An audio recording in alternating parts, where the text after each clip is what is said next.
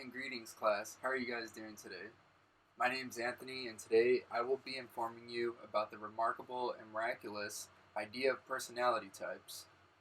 So, it is very interesting that a statistic pulled from the National Science Committee in the United States showed that only 55% of Americans don't feel that astrology is scientific at all.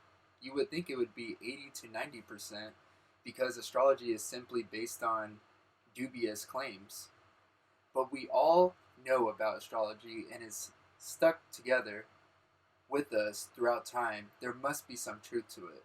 Well, I'm here to explain some other concepts that can bring a little bit more light to this interesting topic of people and their personalities.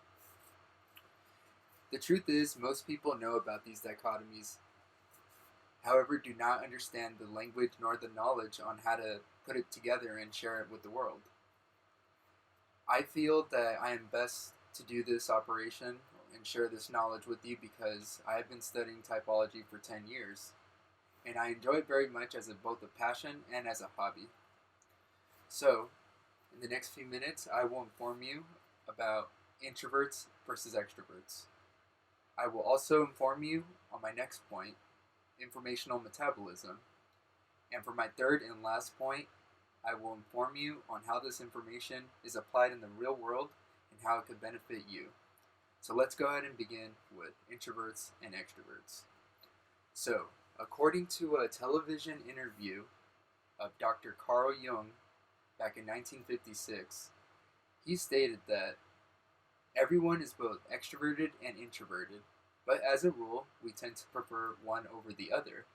That does not mean that introverts cannot extrovert and extroverts cannot introvert. It is much more complicated than that. It is the sense that we are creatures of habits, and we tend to hardwire our principles since childhood, falling into late adulthood, with little to no change at all. And so, now that we understand the difference between extroversion and introversion, we will go ahead and transition into the next thing, which is what makes up your type, and that is informational metabolism. And what I mean by this is that informational metabolism is the way on how your personality perceives information in the real world and processes it based upon your type.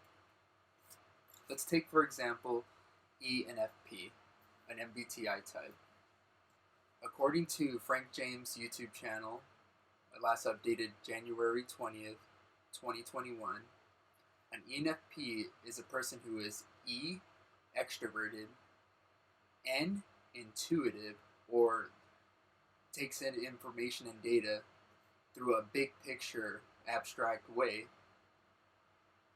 F, for feeling, or makes decisions based upon values over logic, and P, the last dichotomy, perceiving, which in short term just means that this person prefers a more laid back approach to life.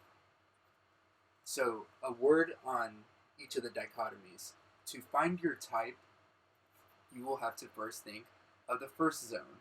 Are you E or I, extroverted or introverted?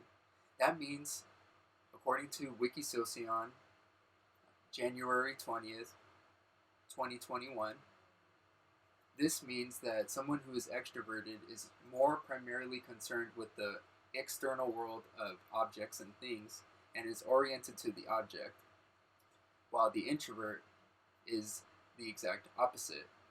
This person is oriented to the inner world of subjectivity and abstractions and takes the outer world of objects and external things second. The next dichotomy is N versus S, and this is how the person takes in data, which would be intuition, big picture, or more of a sensory approach, concrete details. Lastly, thinking versus feeling. We all do thinking and feeling, but we do have a preference for one or the other. And a word on judging versus perceiving. Judgers tend to, it doesn't mean judge people or anything like that. What it means is that the J types tend to be someone who is more planned oriented, wants to get things done ahead of deadlines, tries to avoid the deadlines as much as possible, and take a more overall organized approach. That doesn't mean that J types are uptight, and doesn't mean that perceiving types are lazy. This is simply a psychic phenomenon and a preference for how you do things in the real world. So now that we've discussed extroversion and introverts and introversion, and we've also discussed informational metabolism, this leads me to my next point, which is how this information applies in the real world. According to The Neuroscience of Personality, a book written by Dr. Dario Nardi, this book stated that this information is applied in politics, business, education, therapy, among other sources as well. So, sometimes marketers will use this book to understand a person and sell to them a little bit better. They will sell different products that would be more, say for example, oriented to the object, or something that maybe perhaps extroverts would like more, or introverts find more useful. This is a very ambiguous umbrella, but I just wanted to give a little bit of a foot in the door approach in how a professional business would use this. So, I've talked to you about extroverts versus introverts. I've talked about and informed you of informational metabolism. And lastly, I have informed you about some of the different ways this information can be applied in the real world. So, next time you hear some people talking about personality types, you will be better informed to join the conversation and have a foreword on what they were talking about. I hope you appreciated this speech and found it helpful. Thank you so much, and have a nice day.